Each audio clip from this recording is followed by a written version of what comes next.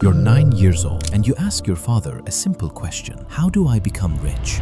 He answers with a tired smile. Study hard, get a stable job, save what you can. That's your real father, a respected teacher, well-educated, decent salary, and yet he lives paycheck to paycheck his entire life. Down the street lives your best friend's father, a man who left school early, owns a handful of small shops and a few buildings, and never finished college. When you ask him the same question, he doesn't give you a ready-made answer. Instead, he starts teaching you how to think, not what to think. This is the man you'll later call your rich dad, even though he isn't your father by blood. This isn't fiction. It's the premise behind one of the best-selling personal finance books ever written, and what you're about to hear isn't just a summary. It's the 6 lessons that quietly rewired how millions of people around the world think about money. Before we go on, stop with me for a second. If you've ever felt like your understanding of money is incomplete despite every degree and every job title, subscribe to the channel now, because these lessons are going to change how you look at every financial decision you make from here on. And in the comments, tell me, who in your life resembles the poor dad and who resembles the rich dad, and which one shaped you more without you even noticing? Lesson 1. The rich don't work for money. One summer during your childhood, your rich dad hires you to work in one of his shops for 10 cents an hour. After weeks of hard work, you march into his office furious, demanding a raise. He refuses. You feel wronged, the exact same way most employees feel when they believe a bigger paycheck is the only answer to their money problems. This is where he teaches you the first lesson. Anyone who works only for money stays enslaved to it for life, because every raise gets swallowed by higher expenses, higher taxes, higher obligations, and you end up spinning in the same circle without ever moving forward. But the person who learns to make money work for them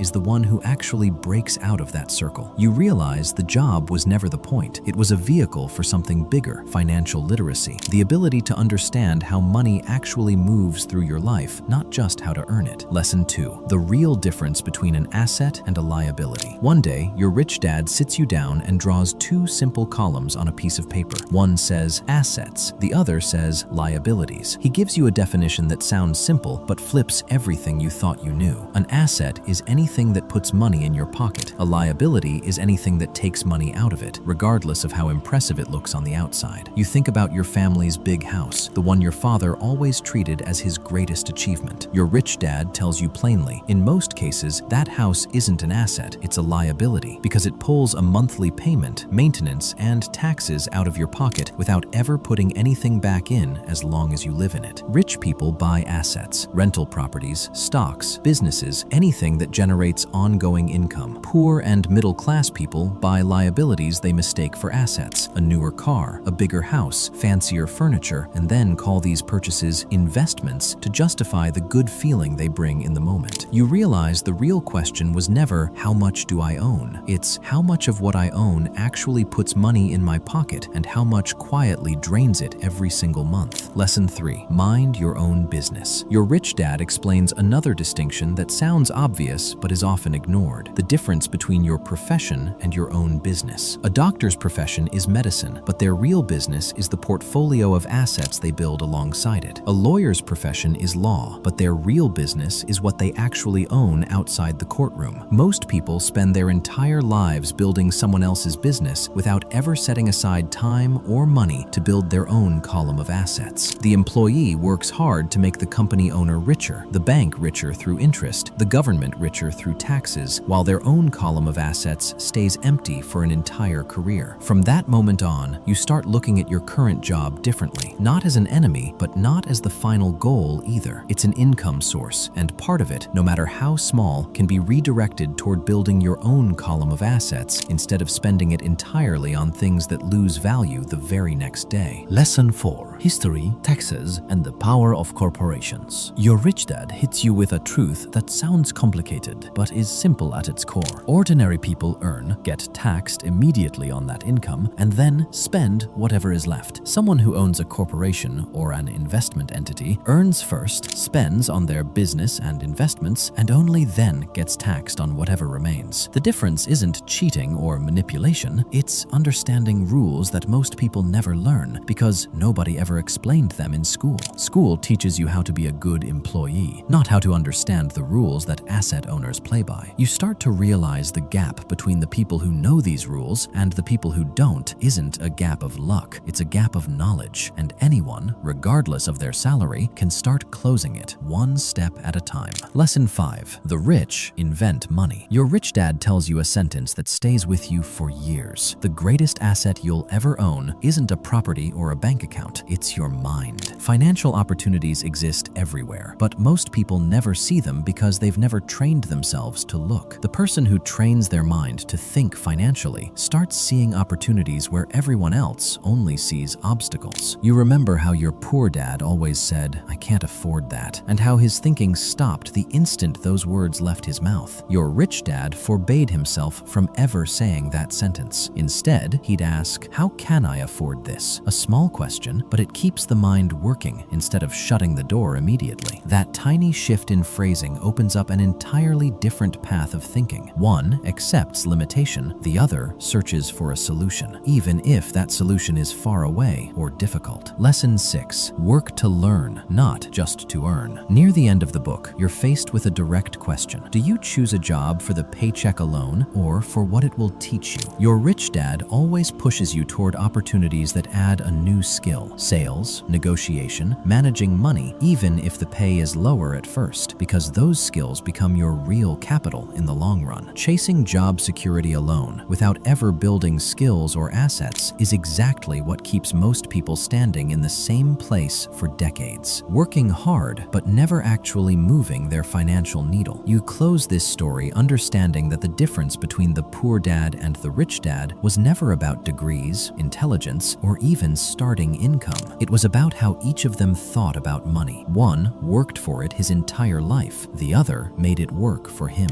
And the last lesson worth carrying with you after this video ends is that your first real investment was never a property or a stock. It's the way your mind thinks about every single dollar that passes through your hands.